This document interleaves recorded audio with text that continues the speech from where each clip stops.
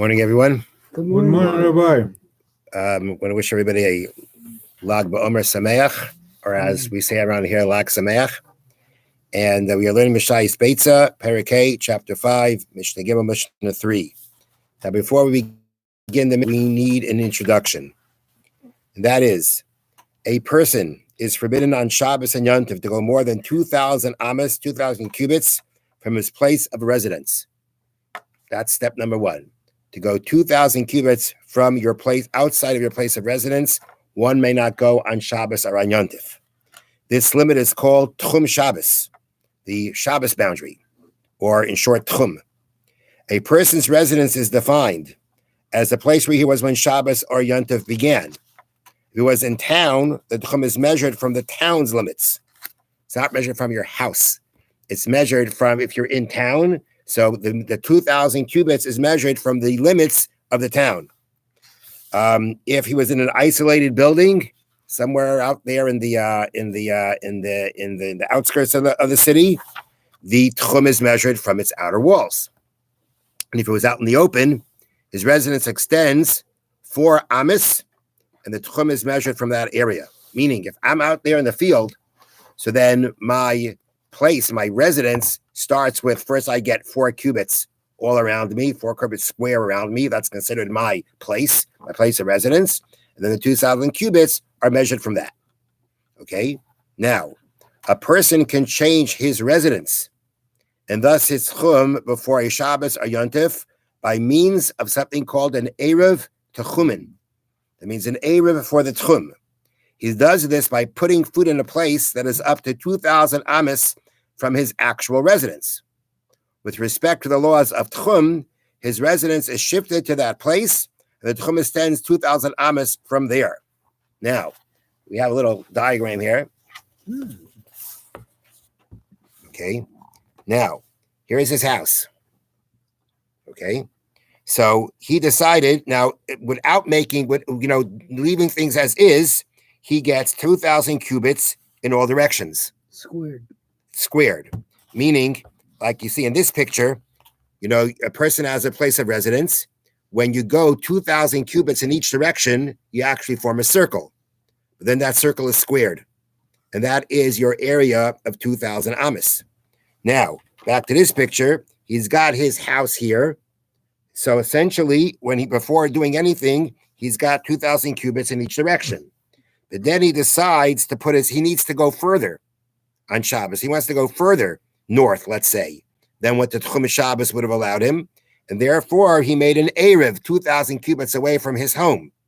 This now allows him to go another 2,000 cubits further. However, now he loses this direction because he only had this direction. He only had this direction because that's where his home was. But now that his home was changed to here, he had 2,000 cubits from here. And that would mean that he now loses out on this section. Okay? Mm-hmm. That's the basic idea here. Now, with that, the Mishnah now begins. Animals and utensils are like the feet of their owners. That means as far as the owners can go, that's how far they can go. So for instance, let's say the person who wants to now, let's say, take your utensil. I don't know how he's. Okay. Let's say he wants to take your coat, right? Wants to wear your coat. I mean, clearly, he's going outside of an Erev here. So let's say he wants to go in and wear your coat, okay? And he made an Erev Tchumen, right? He himself has the ability to go further than what you would be able to go because he made an Erev Tchumen and you didn't. Right? So you have, let's say north, you have 2,000 cubits north. He's going to have 4,000 cubits north. But he's carrying your thing or he's taking out your animal. Mm-hmm. So the halacha is the animal follows the owner. If the owner can, as far as the owner can go for Tchum Shabbos, that's how as far as his possessions can go too. Next.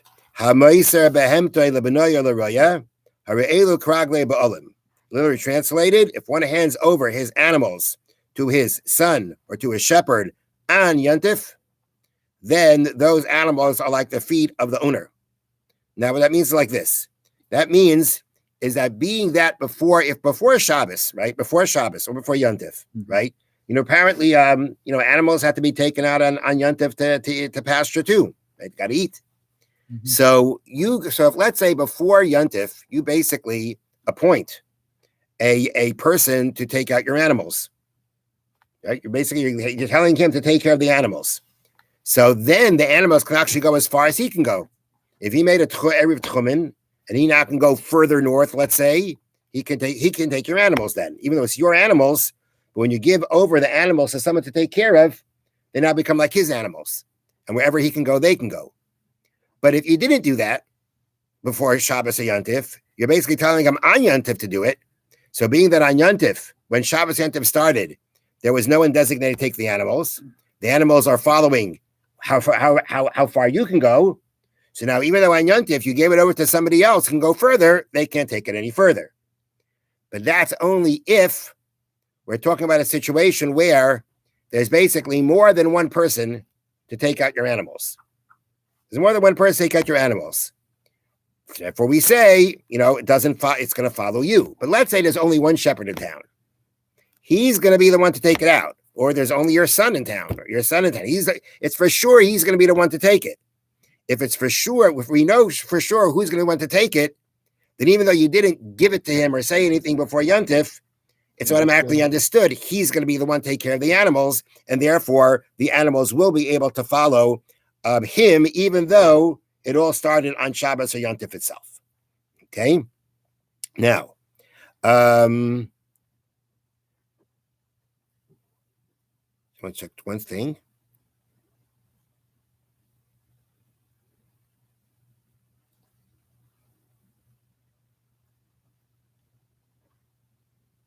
Okay. I said before, if you designated him, the way they say it over here is that they actually give them, the way they call it is you entrust the animals to them. It sounds like you're actually giving the animals over to them to take care of. So if you did it before Yontif, then for sure it follows the shepherd. If you didn't do it on Yontif, then it follows, if you did it on Yontif itself to give over to him to take care of. So then if there's more than one shepherd in town, then it follows the owner.